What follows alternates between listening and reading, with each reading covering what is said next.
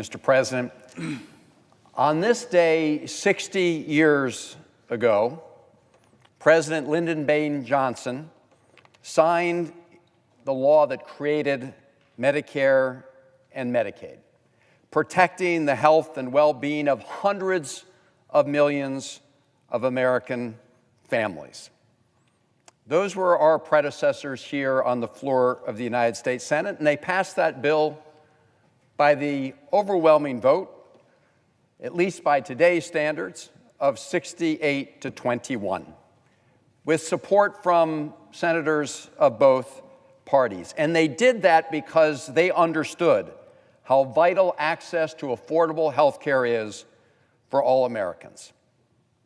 It was 15 years ago that Democrats and President Obama built on that legacy with the Affordable Care Act, which expanded Medicaid and delivered affordable health care to 45 million more Americans.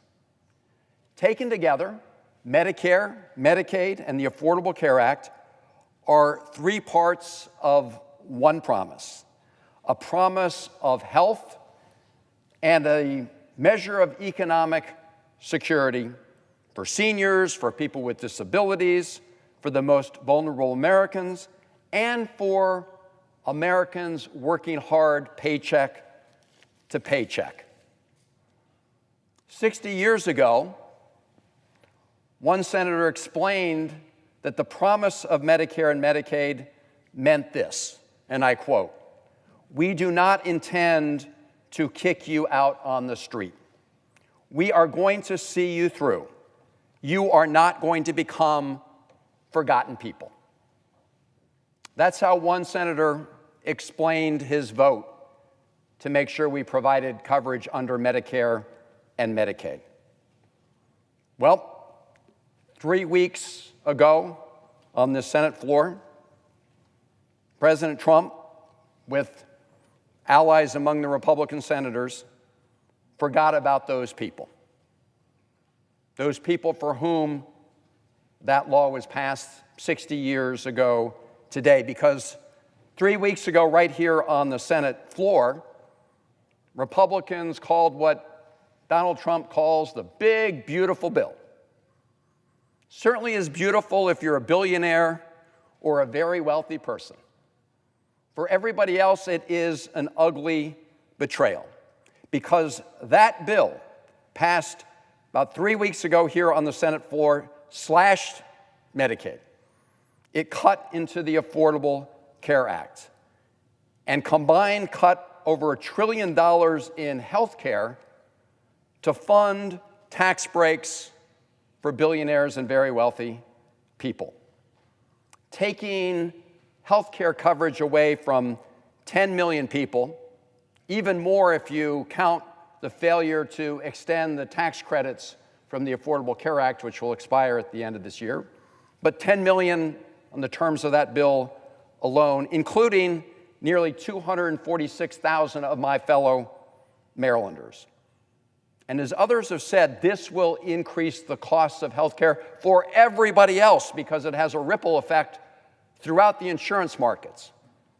When you start denying affordable health care to people on Medicaid, it puts upward pressure on premiums for everybody else as people go to get emergency care in hospitals and other places.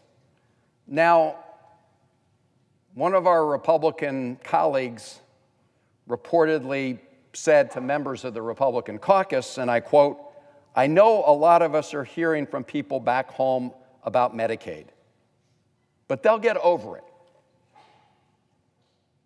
That was the quote from a Republican senator.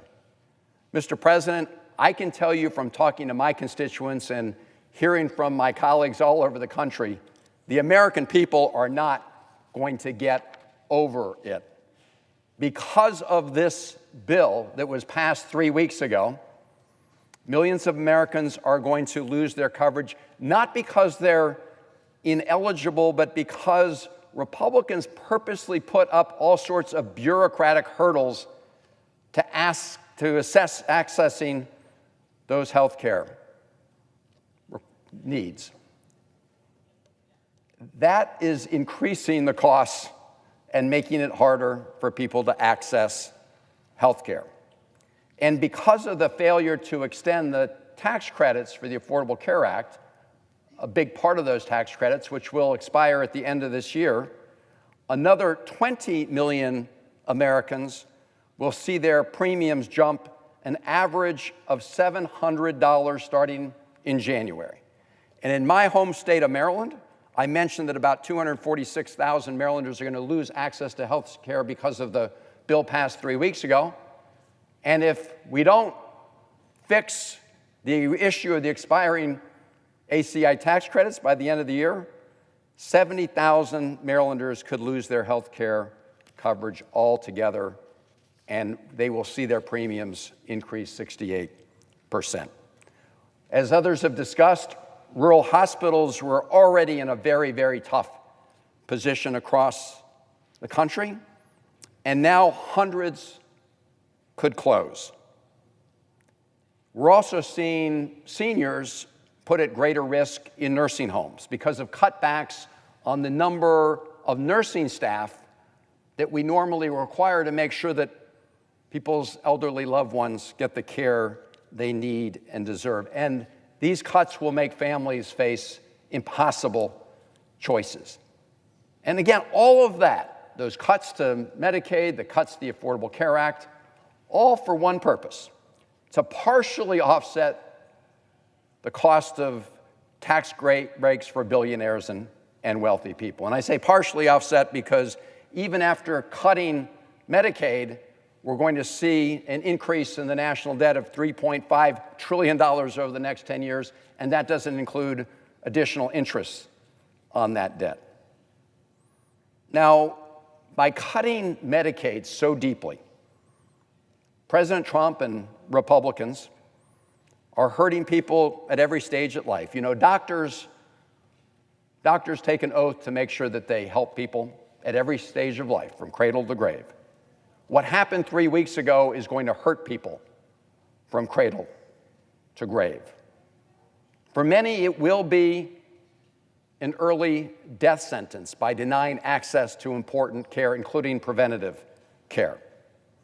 Officially, death certificates may read, died from late-stage cancer, or because of an accident in a nursing home.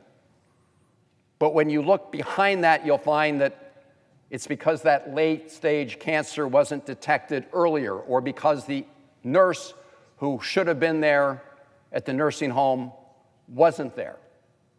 And that will be as a result of the bill that passed 3 weeks ago. Now, Mr. President, we believe that Donald Trump and Republican senators know better. We certainly know that they heard from their constituents about what would happen if this bill passed. Like many, I received letters from hundreds of constituents saying, please don't pass this bill. And I'm just going to read 2 short excerpts from a few of my constituents. Mary from Carroll County said, and I quote, "My 52-year-old son is battling colon cancer and has to undergo chemotherapy every 2 weeks. He's been sick since 2019 and lost his business and cannot work. He lost everything and is living with me and on Medicaid. The chemo is enabling him to have 1 good week out of 2. If they take his Medicaid away, it will be a death sentence." That's what Mary from Carroll County said. Frank from Cecil County said, please, please, in all caps, do not pass that budget. I have an autistic son who can only work part-time at a grocery store. He's on Medicaid. If he loses his insurance, we will not be able to cover him. Please do not let this happen, please. Mr. President, I received these heart-wrenching letters from many constituents, and I know that all of us in this Senate did as well. Unfortunately, we saw over 50 senators look the other way in the face of all of those letters and instead vote for a bill that cut health care for millions of Americans in order to partially finance tax cuts for the very wealthy. We cannot allow this to continue. In fact, we need to reverse it. And that is why I am joining others on the Schumer-Wyden bill to repeal the health care cuts that were enacted in that betrayal of a bill 3 weeks ago, and to permanently extend the Affordable Care tax credits, which will otherwise expire at the end of this year. Again, 60 years ago, former senators passed the Medicare and Medicaid law. They enacted that, improving the lives of millions of Americans. 3 weeks ago, we saw the opposite happen, the great betrayal. We need to make sure that we reverse the damage that was done, and then we need to build a better healthcare system for every American. That's what we should be doing at this point in our history, and build on the legacy of the senators 60 years ago and build on the legacy of the Affordable Care Act. Mr. President, I yield the floor.